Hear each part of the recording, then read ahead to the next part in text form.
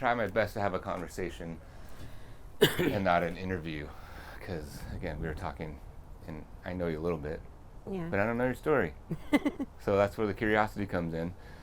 And again, when I talk to people, I just start of, Shelly, where were you born and raised? Born in Artesia, California. Oh yeah. You know where that's at? Yeah, absolutely. And I was raised in Imperial Valley. Imperial Valley. Imperial Valley. Where's that? In It's California? down by, it's down by, it's east of San Diego, in the desert. You've heard of Glamis? Yeah, I've ridden quads in Glamis. Yeah, up Comp Hill. You've ridden quads in Glamis. At three-wheelers. Three-wheelers. I was back in the three-wheeler day. Yes. Well, tell me about your home life. What was it like growing up for you? I was a spoiled little brat. I was adopted by my cousin when I was like 6 months old. Okay. So I think that was a little bit of I had more leeway. Plus I was a baby.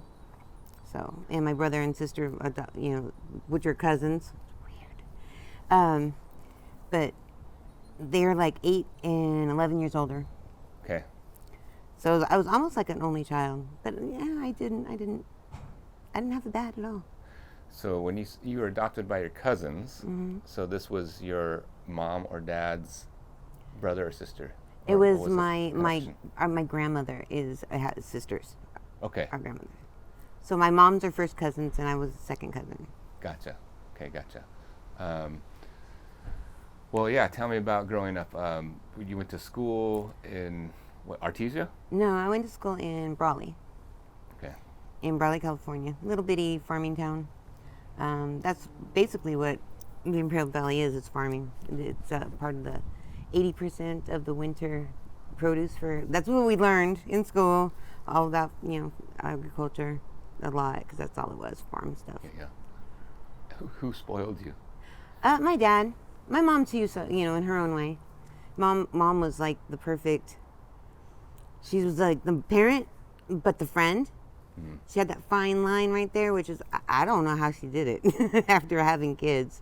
Yeah. It's hard to be both. Yeah, that's right. Yeah, Mom was amazing. But you weren't raised with your mom and dad? Not my real mom and dad. So my biological mother is Florna, and she was actually going to prison she was already facing the charges, I think, when I was born. Gotcha. And she was facing 5 to life for some drug charges. And my dad was just a hothead, mm-hmm. and, had been in prison like 3 times for fighting cops. And so they just gave me to the most responsible person they knew. Gotcha. But you were still in contact with I didn't meet my mother until, I've always known I was adopted, okay. But I didn't meet my mom until I was, 17? Okay. Oh, we'll get to that. Yeah. Well, tell me, growing up, elementary school, high school, what do you remember about high school? What were you like in high school? High school, I was rebelled on everything. I refused to do anything. I got straight Fs, but yet I made it into like AP classes because of my test scores. I was in the gifted program when I was really young. High school, I was bad. I ran away from home when I was 16. Oh, gotcha. Oh, and they kept telling me, you can make the rules when you're the parent. So I took off, and then I became the parent. Yeah. Where did you go when you ran away? I went to meet my real mom. Oh, let's get there. So was there just this kind of curiosity and longing, and I can only imagine ache, just to know. Just to know. Yeah, it was. I've always, I passed people. I have an older sister by my mom, and I've always passed, people when we were traveling, thinking, is that her? Is that her? Because they look a little bit like me, just a little bit, and it was nice to meet I met my sister like a few years before I met my mom. How did that happen? I asked for it, okay. And they didn't tell my sister that she had a sister until one night one of my mom's friends got drunk and spilled the beans. But we're really close now. Well, I love. What's the story about meeting your sister? Like a phone call? Meeting? On the door? So my dad that raised me, I have a brother and sister that I was raised with. Each kid got one vacation with dad. we just went and up to Oregon from the Imperial Valley to stay with Grandma. It was just, bonding. And it was my turn. So I told him when we were on the road, I was like, I'd really like to meet my sister, or maybe my mom if she's around or whatever. And so he took me by, he made the phone calls, and we showed up. And it was Lake Isabella, California. Oh, interesting. And the drive down from Delano, we took the wrong road. It was horrible. It was like the grade was incredible. So you met your sister before your mom, and then you met your mom. And then I met my mom. My biological mom. We were on vacation again, because that's the only reason we went up that far into Just you and California. your dad again? No, it was me, my mom, and my dad. We went to visit my grandma in Oregon. Okay. It was a yearly thing. But so when you say your mom, the mom who raised you. The mom that raised me. Yep. And so we went to, and on the way back from Oregon, we stopped by my Nana's house. Okay, my Nana is my biological grandmother, and my grandma is my adopted grandma. Right. And they're Right. sisters. Right, gotcha. Okay, so we stopped there, and I actually didn't get to meet her at that point. She was there, but my mom went off to go get her with my Nana, and came back, and she had said that my mother told me that she was nervous. Yeah. And that she didn't want to see her. No. What happened was, she told her, no, you don't need to meet her yet. She was very protective, very protective. Your my grandma? my mom, my Gotcha. mom that raised me, my adopted mom, very protective, like mother hen. Yeah. So she didn't want her to meet me, and they totally lied to me. Oh, gotcha. Yeah, and so What was it? I mean, were you like I was very upset. devastated? Were you bummed? You just like, I we're was- here. I was extremely upset. It was a really long ride home, from Lake Isabella to Brawley. Oh yeah. So oh wow, yeah. That's you had a lot of time in the car to. It's a fume. Yeah, I was so mad. Yeah, I remember being very, very mad and upset.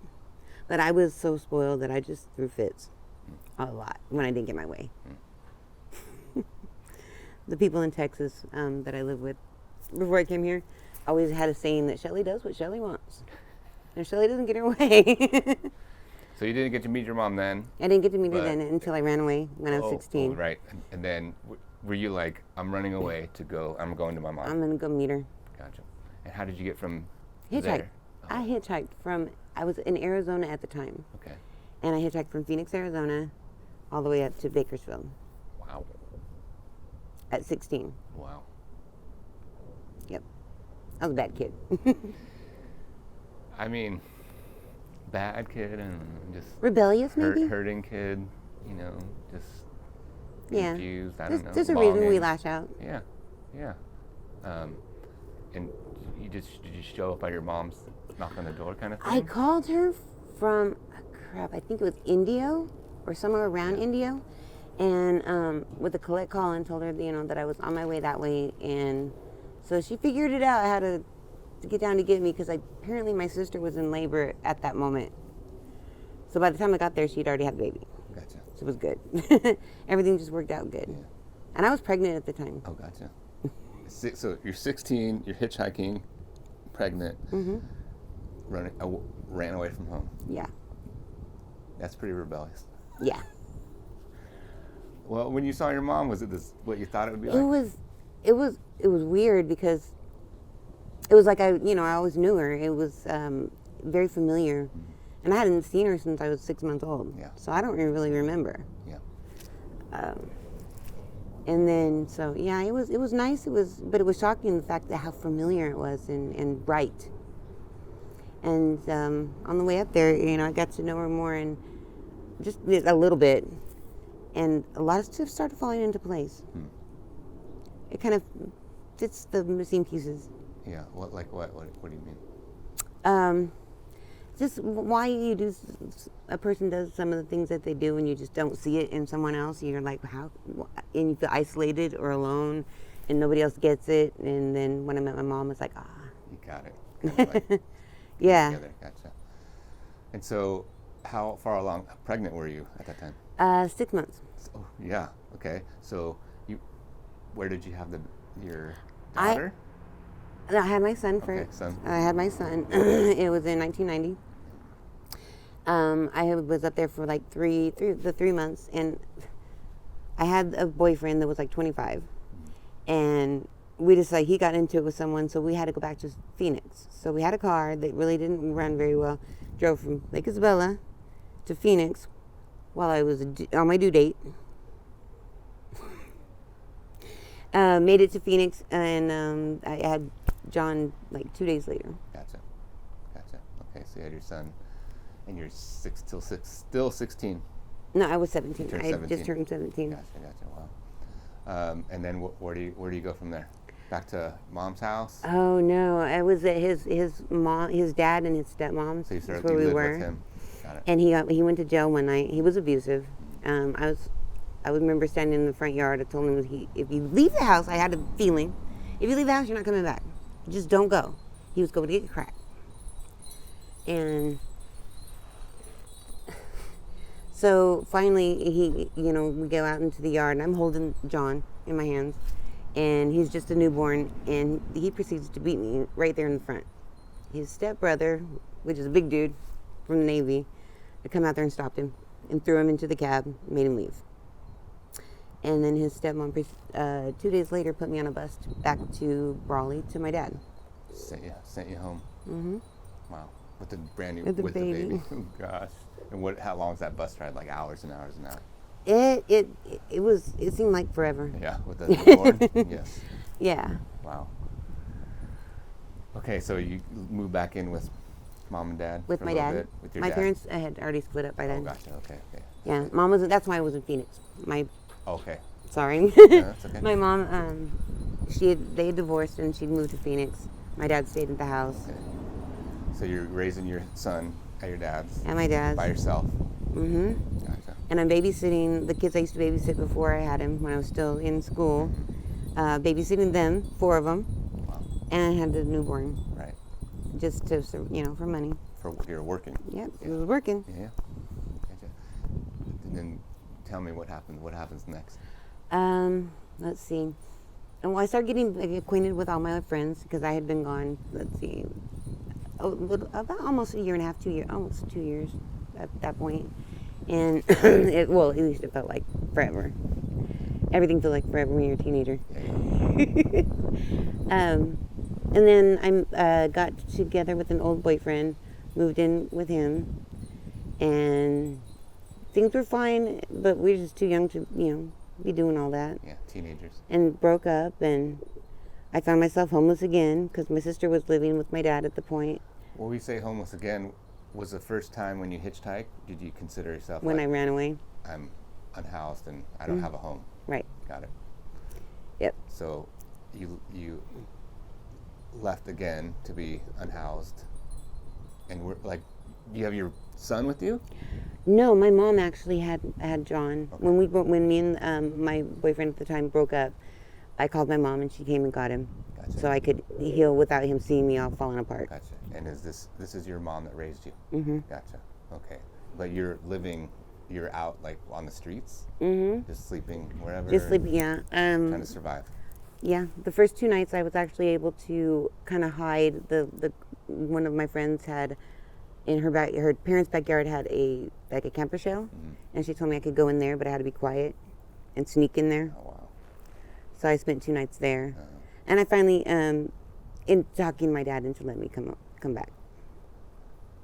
I think before that, I went to another friend's, his parents let me stay there with John after, because she insisted I go get him back after my mom had taken him to North Dakota on a trip. Oh, wow. And the lady, my friend's mom, was like very adamant, go get your baby. You need to be raising your baby. Go get him. So I hitchhiked to Phoenix and picked him up. And these truck drivers put me on a bus after I got him. My mom met me and gave me John, and the truck drivers put me on a bus and sent me back to El Centro. Yeah, they saw a young teenage mom that needed some assistance. Yeah. Wow. There's some really nice people out there. Yeah, there is. So you're you go back to your dad's? Is that what you said? I went back to my dad's Yeah, after, being at the Friends for so long. And you're raising your son again. Still raising my son. And then I remember my sister, my biological sister, decided that I was going to go. It was Easter, and I was going to be my mom's Easter present. Right, surprise. And so, yeah, she came down and got me. And Easter morning, I popped in over at mom's. And so I lived there for quite some time. Gotcha. I don't stay in one place very long. Yeah. Okay. It's okay. I think Texas was as long as 20 years. Yeah. Let's see. And then I met my daughter's father while I was up at the lake, living up there. It's really hard to live up at the lake. It's very secluded. I felt like claustrophobic because there's only 2 ways out, and you can get stuck up there. Oh. There's really not much to do. I was doing drugs. I started that's something else. I started using meth when I was 14 years old. You were 14. I was 14. How does that happen? My neighbor was a cheerleader, and Okay. it was the 80s, and Uh-huh. everybody needed to be tan and Uh-huh. and size 0, and I was not. I had curves, and the cheerleader next door, she's like, I found a way that we can lose weight overnight. She came over all excited. And so she showed it to me, and I was like, it was meth in one night, and you lost enough weight to put on pants couldn't put on. Wow. I was like, I was hooked Wow. at that, and I started focusing. My grades went up because I couldn't sneak out or do anything like that. But yeah, my grades went up, Gotcha. and I liked it. I was hooked. Yeah. Right. Yeah. I mean, everyone has their drug of choice, and Yeah, if I it like work- the energy. Yeah. Yeah. You just did, give you a lot of energy. Yeah. So you said that you met your daughter's father Father up in the lake. in that lake, and so you got pregnant, sounds Mm-hmm. like, and then had a daughter. Almost right away, and then had my daughter. Got it. And that was in 94. And so your son is how old at this time? He's 4. And then so 4 years later you have a daughter. Mm-hmm. Got it. Okay. Yeah. And a beautiful baby girl. Yeah. I'm just so proud of her. Good. Oh, I love She's that. got 4 babies of her own now. Oh, wow. She's 29 years old. Yep. All my kids are doing great. Oh, I love it. My son has his own business. He's 33. He was in the Navy. He was actually on the Lincoln, which was stationed in Everett, which it took me a whole year and a half being here to realize that that's the Everett where the homecoming was, that I had to miss. Oh, wow. Well, but Yeah, because I was in Texas and I just couldn't make it all the way here. Gotcha. And I didn't put 2 and 2 together. well, I had a lot going on when I arrived. that's okay. Well, tell me about Texas. You said you were there for 20 years. How did you get anchored to Texas? So I was, after having Autumn, and I couldn't stand being at the lake any longer, I moved down to Bakersfield Yes. to be in the city. And the drugs got worse. And then I started using, shooting up. And, and my mom tells me too late, she goes, don't ever try to needle because you're just like me and you're going to like it, the way it feels. And I was like, okay. It's my real mom, my biological mom. I said, kind of too late, Mom. Well, I mean, I guess it's, people do. Well, I mean, I've done drugs, but it's like because they feel good. Mm-hmm. You could define drugs a lot of different ways. Right. There's lots of drugs out there, but yeah, that's why people do things because they feel good. And yeah, so it stopped being fun. Let's see, Autumn was 2. At this time, you're raising your kids. Raising my kids. And you're doing heroin. No, just meth. Or just meth. Got it. Never did anything else. Okay, gotcha. Yep, Well, just you can meth. do meth with a needle. Mm-hmm. That's how much I don't know. Yeah, people shoot it, Okay, eat it. gotcha. Oh, there's you can Yeah. ingest it all kinds of ways. Mm-hmm. But then I started doing that. Let's see, it was 3 years later. It was 97, and it was stopped being fun. And my mom, my adopted mom, called me. She had already moved to Texas and had been remarried by then, and she had a spot for me, which was really weird because that she knew. I mean, the phone call came at the right time because I was just done where I was at. And so I moved to Texas to get clean. And I did. And I stayed clean for like 13 years. I was married. I ended up going there. I married Autumn's dad, and that just went south real quick because I realized when I was sober, I didn't like him anymore. We just didn't click after that. And I met somebody else, and let's see, was there. We were there for 2 years, and then moved to Alabama for 5. Wow. And then I became pregnant with my youngest. Had him, and after about 5 years, we moved back to Texas because we were about to break up because I didn't like him anymore. You know, you just grow apart, I guess. Just wasn't the right person. And get back to Texas, and that's a struggle because we were totally homeless. Went to his uncle's, slept on the floor for a long time, then moved into the neighbor's empty mobile home. So can I pause you real quick? Yeah. So when you say, you were homeless with, did you have your kids with you? Mm-hmm. So all the 5 people were all just living in a couch car, surfing, just did not have a home. Mm-mm.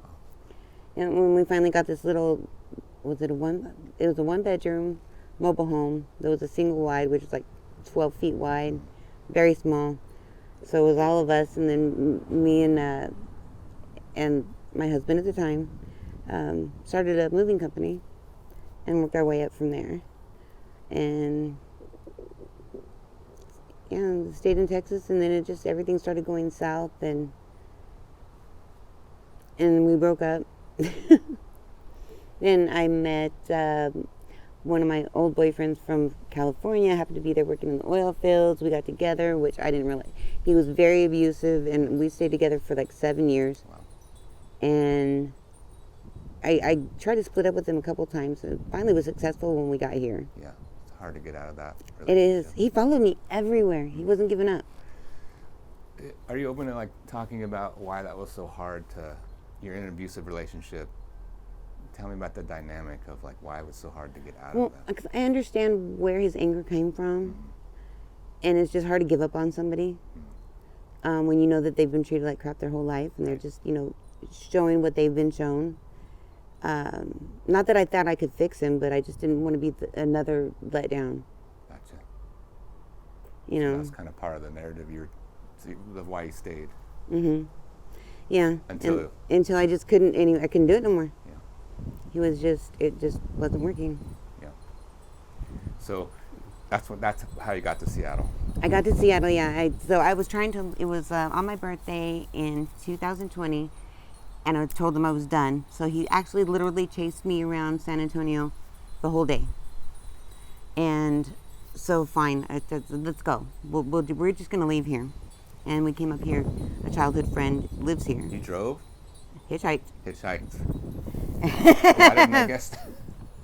I got no problem hitchhiking. But by this point, your kids are grown and have kids of their own. Oh wow. Mm-hmm. Gotcha.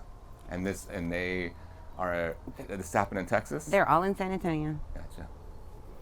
And throughout that the abusive relationship, my kids we just had a big falling out. You and your kids. Mm-hmm. And were you clean at this time or using at this time? I was using again because I was drinking way too much. I'd gone to jail a couple times. Yeah. The kids were just done. They're like, you chose him over us, and it's not even what I was just having a bad time. It was like I kind of felt like I was always something to somebody, and then all of a sudden I didn't have any kids to deal with because me and their dad was split up. So my youngest was going back and forth, and the other 2 were already older, grown. Right. Because there's 10 years in between the baby and the oldest. Okay. And 7 between the other one. Okay. Yep. And so I was feeling lost, and then the abuse started, the drinking, and it just spiraled. Yeah, you're coping in this way. Yeah, you're coping with the hurt and the trauma and all that stuff. Mm-hmm. So you hitchhike by yourself, or with that person?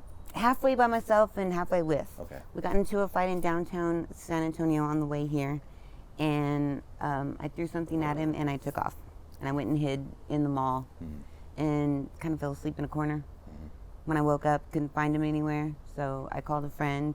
I went and slept that night, and then took off the next day. Just dropped me off I told him to drop me off at a truck stop. I knew exactly which one I wanted to go to, and I hit I-10 and I just left from there. And that was, what year was that? 2020. Mm-hmm.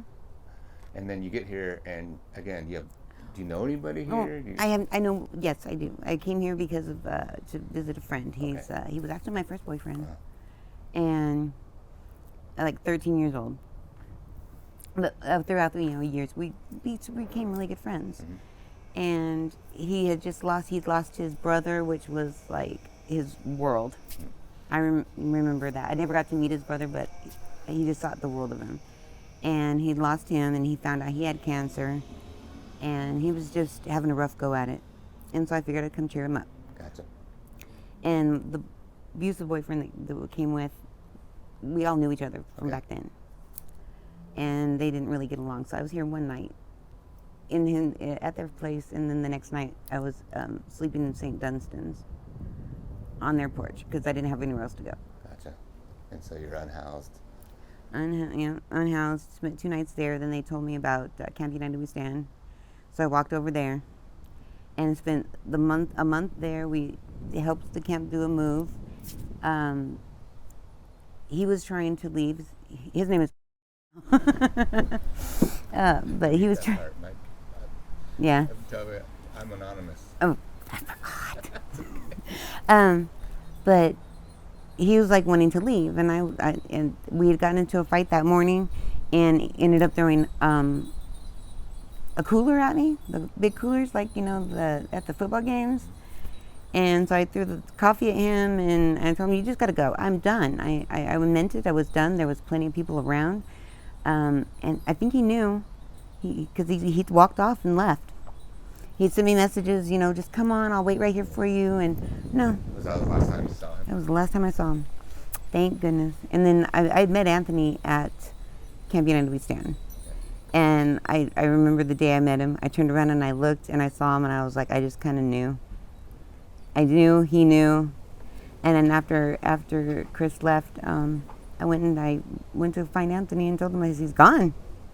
I was happy, it was kind of bittersweet, but it was for the best. Yeah, I mean, I think when everyone's gone through breakups, and there's parts of people you like, and there's parts you don't really like, and you got to choose, and you miss the parts that you like. Absolutely, and he changed a lot, and I know I changed a lot. Shoot, when I got here, I was so lost. I was just reading some of my journal. I go back and look at them, and I was very lost. I was in a very dark, not knowing which way was up place. Describe Camp United We Stand. What is that? I don't know what that is. It's a sanctioned camp. It's they have hosts, usually a church, where it's like a tent city where you can, not be swept. Gotcha. I see. So I guess you're considered homeless. You're still homeless. Yeah. Because you're living in a tent. Yeah, living in a tent outside. But you're allowed to be where you are. Right. Yeah.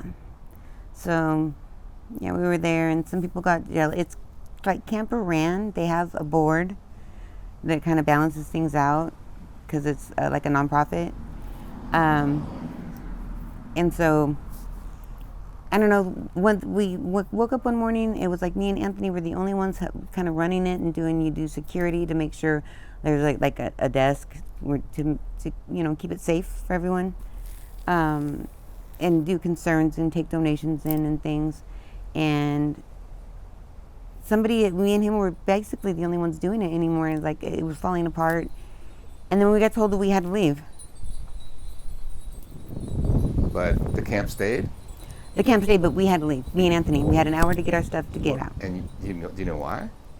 Somebody said that we were using, and I think it's the fact that we were he thought, the one person that liked to be in charge thought we were taking over. We were just doing what we were supposed to do, being responsible. But part of living in this camp, you needed to be clean or something? Yes. Oh, I see. Yes. Kind of part of the rules. Gotcha. So where did you guys go? We spent our first night at 185th. There's a Chase Bank right there, and there used to be like some offices down below. right behind the Chase Bank, and we stayed in a doorway of an office that first night. It's really funny. I didn't realize how tight knit his community was from being homeless, and he was born and raised in Linwood and Edmonds. Everybody, about every hour, we woke up by somebody going, "Tony, where are you guys?" and checking on us, making sure. And somebody brought us a blanket. It was so sweet. They've got a tight knit group, and they taught me a lot. But this poor guy that let us stay there, he was getting, bothered every hour. If somebody else already had the spot. Oh, I see. Gotcha. Yeah. And he's like, "Yeah, you guys can stay here." And ran into somebody the next morning when we woke up, packed all our stuff up, just started walking.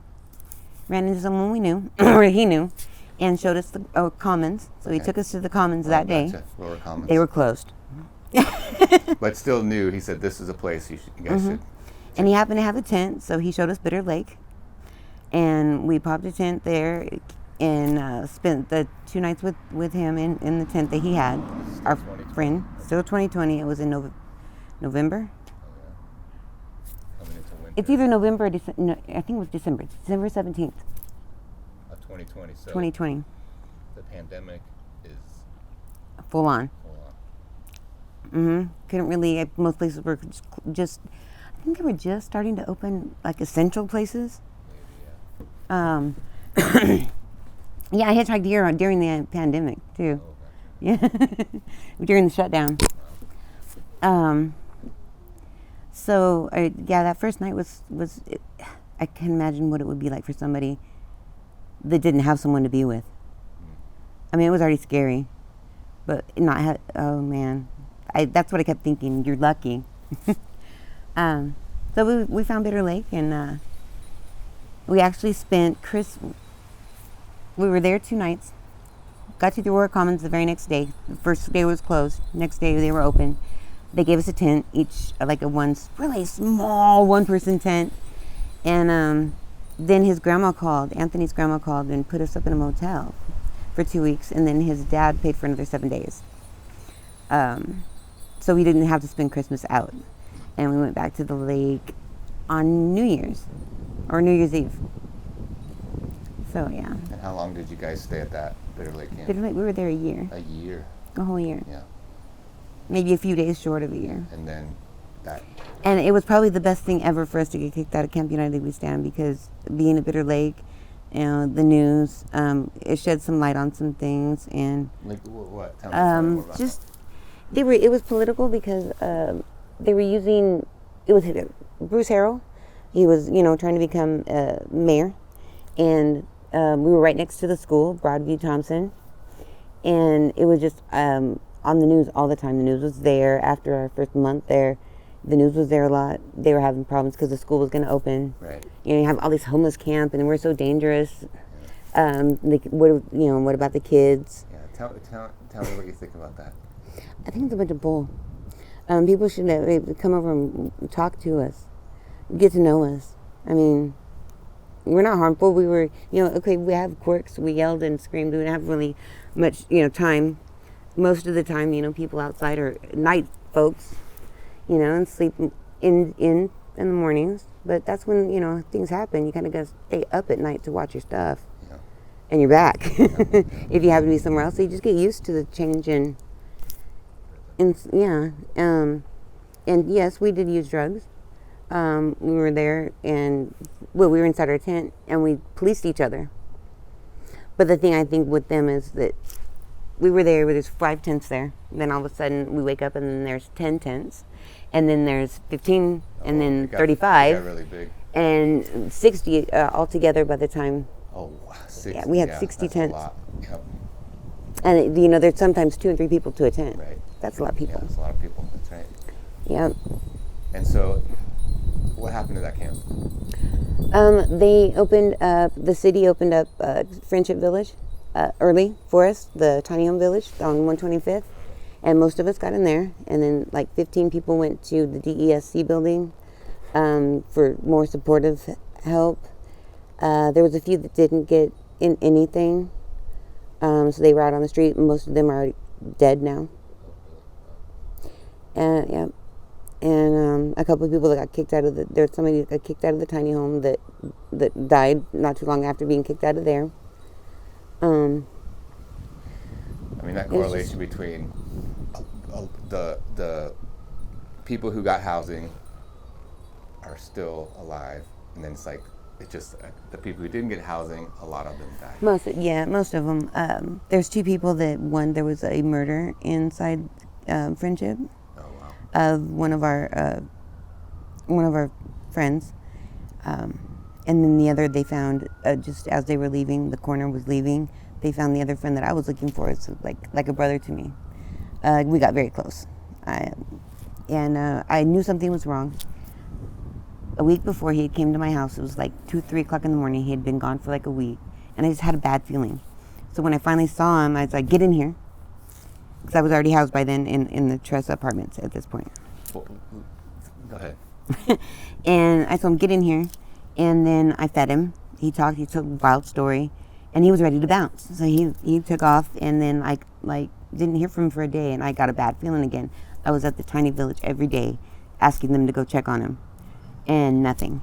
And he was already dead, in there for a week. Oh, wow. And they found him the very next morning when the coroner found him when they were leaving. I guess the smell, or I'm not sure what, because I wasn't there. I just got a phone call. Yeah, it was pretty horrible. So there was a murder, and then finding Maddie. Sorry, yeah, that's hard. So you got a tiny home, We got the tiny home. and then from there we're I got an emergency housing voucher. okay. And so I utilized that as fast as I could. I went in and got an apartment at the Tressa. I didn't want a Lehigh building. I didn't want to be in support of anything. I just wanted to be in a regular apartment. So I used my voucher there. It's low income, tax exempt, but Okay. it was just a regular apartment. Gotcha. And that's where you're at now. No. Okay. My lease was up there, and there's so much drug activity and vandalism inside that building. Oh, gotcha. It's a trap. It's bad, and I feel like it's cursed as well. Now, this time, are you are you still coping and using substances to cope, or Yes. Gotcha.